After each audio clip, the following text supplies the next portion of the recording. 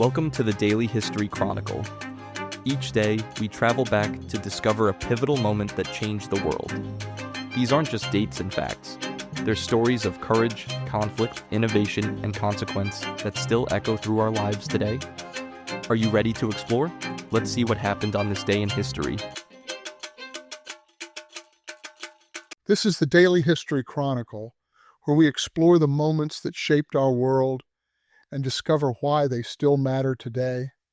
I'm Richard Backus, publisher of University Teaching Edition, and every day I get to share a piece of history that I think you'll find as fascinating as I do. On February 25th, 1870, a 42-year-old minister from Mississippi walked into the United States Senate chamber to take his oath of office. The galleries were packed. People had been waiting for hours.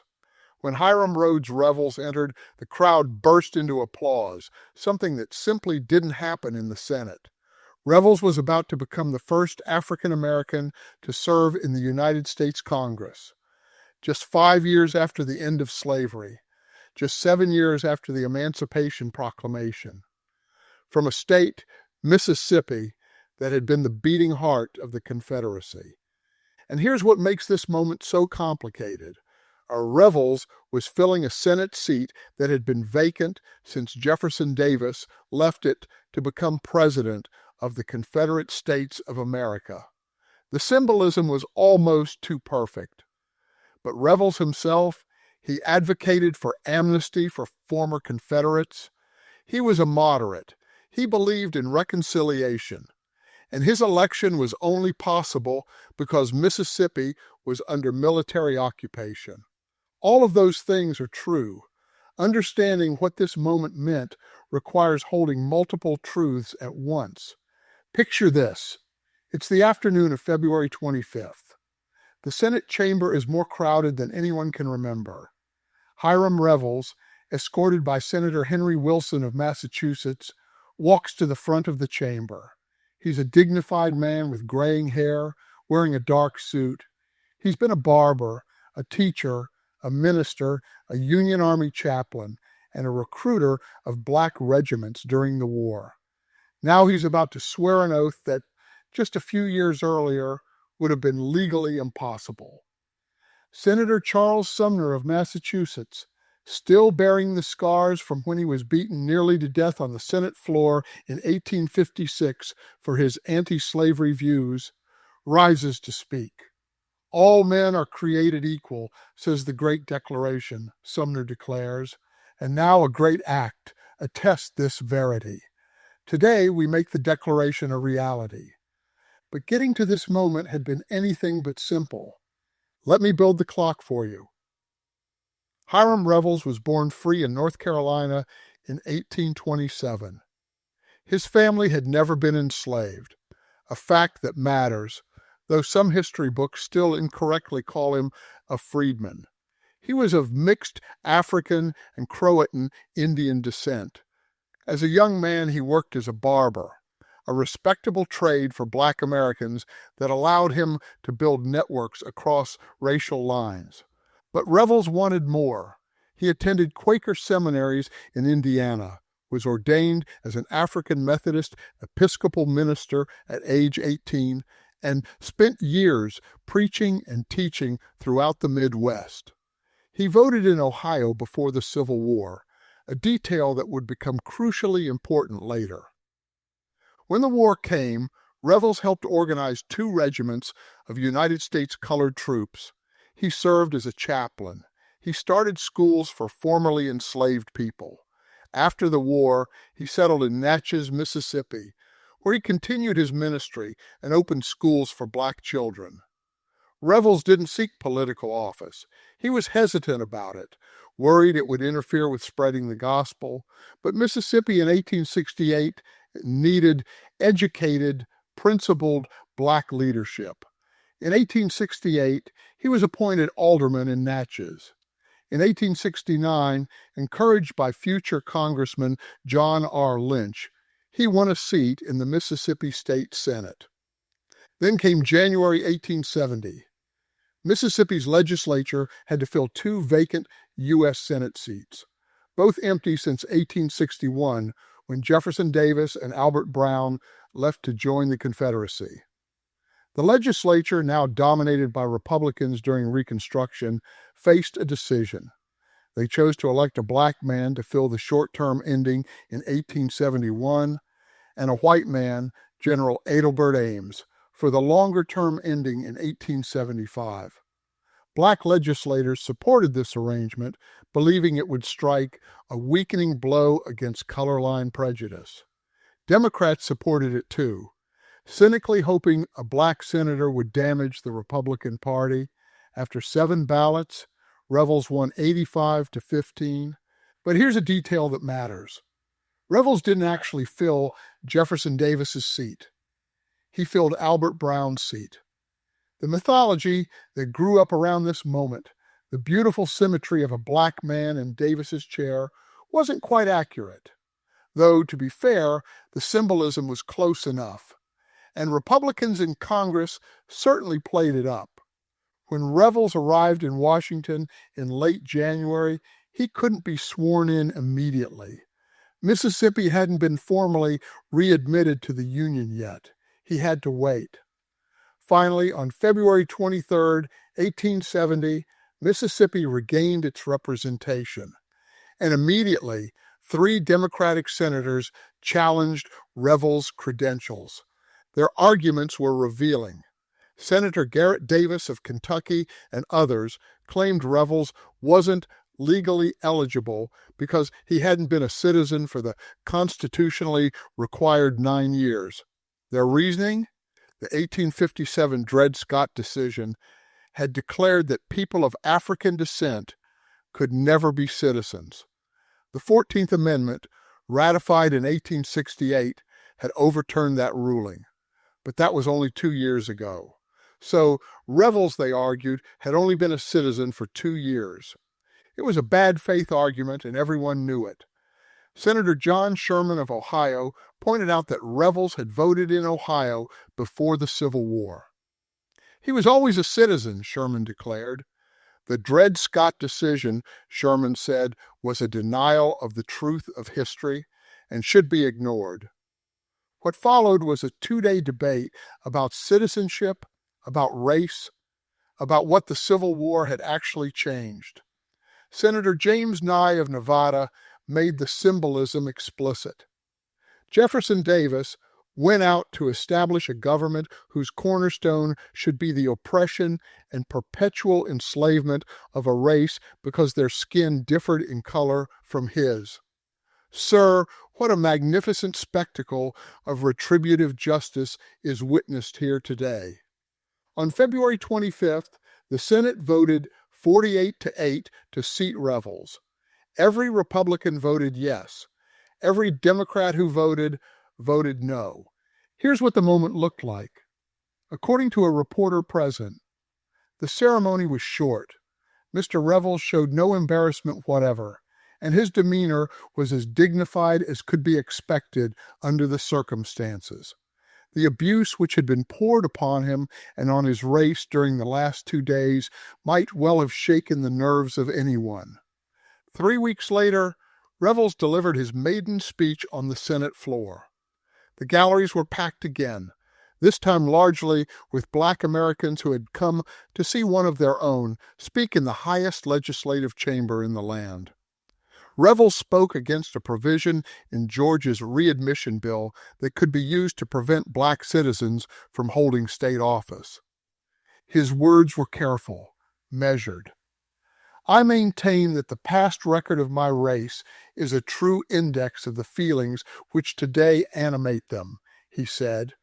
They aim not to elevate themselves by sacrificing one single interest of their white fellow citizens.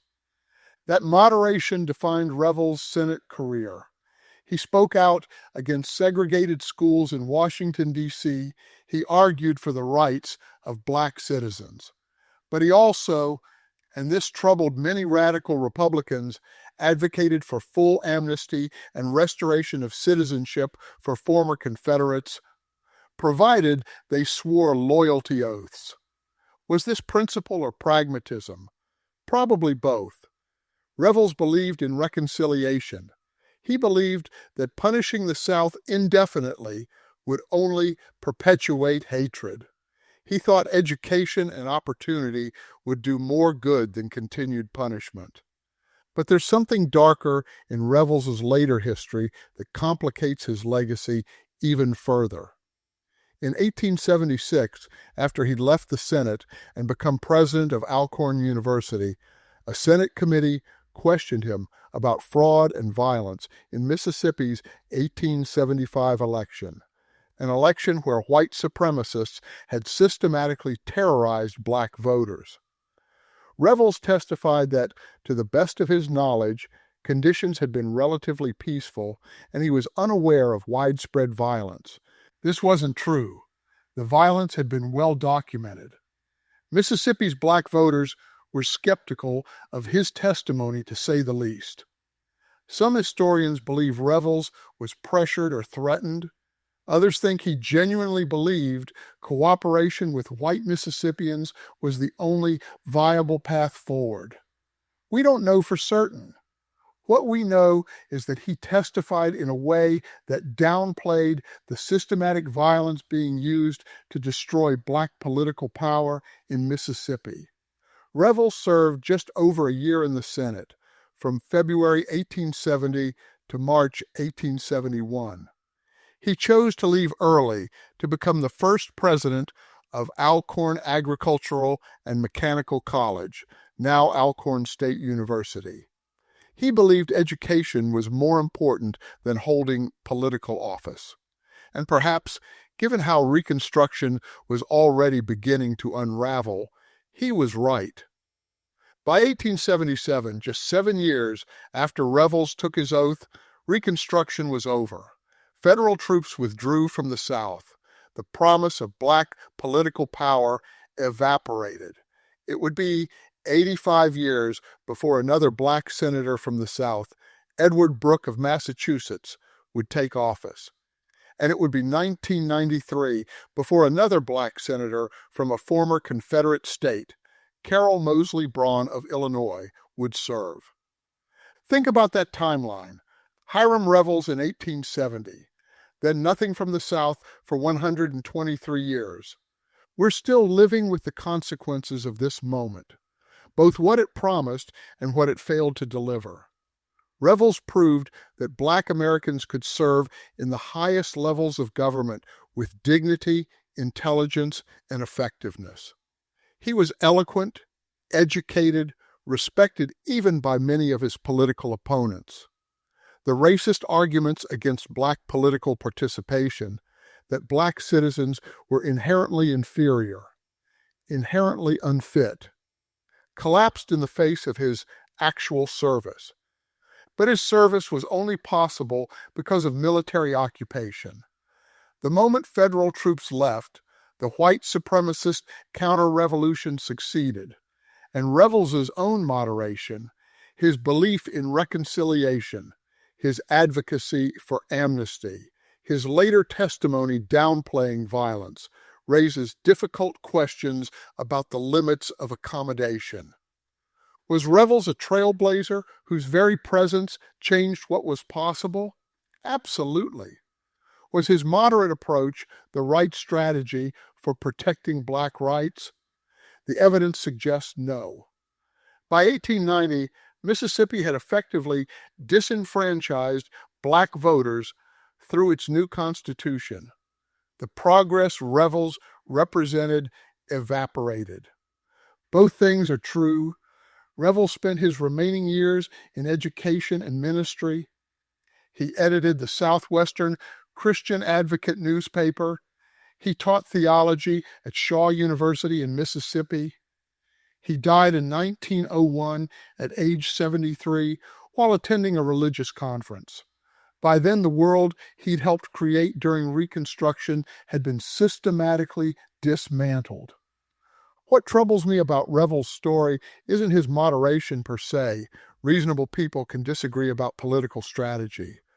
What troubles me is how his moment of breakthrough depended entirely on federal military power, and how quickly it all vanished once that power withdrew. The lesson isn't that Revels should have been more radical. The lesson is that changing laws without changing hearts, achieving representation through occupation rather than genuine democratic transformation, creates victories that are breathtaking in their symbolic power and devastatingly fragile in their actual durability. The great social reformer Frederick Douglass, who knew both the promise and the limits of political change, once wrote, "Power concedes nothing without a demand. It never did, and it never will." Revels's elevation to the Senate was a demand enforced by federal bayonets. When those bayonets left, the power structure reasserted itself with a vengeance. I'm Richard Backus, and this is the Daily History Chronicle. Tomorrow, we'll explore another moment that shaped our world. Until then, consider this. When groundbreaking change is achieved through external force rather than internal transformation, how durable can it be? When we celebrate symbolic firsts, are we acknowledging the work still required or declaring premature victory? And what does it mean when the first black senator's legacy includes both historic achievement and testimony that downplayed violence against his own people? Because that's what February 25th, 1870 teaches us. Not just about representation, but about the difference between change imposed by power and change achieved through genuine transformation. Thank you for your time. If you enjoyed this episode, then please subscribe. If you really enjoyed it, then please tell a friend. I hope you will join me again tomorrow for more of our shared history.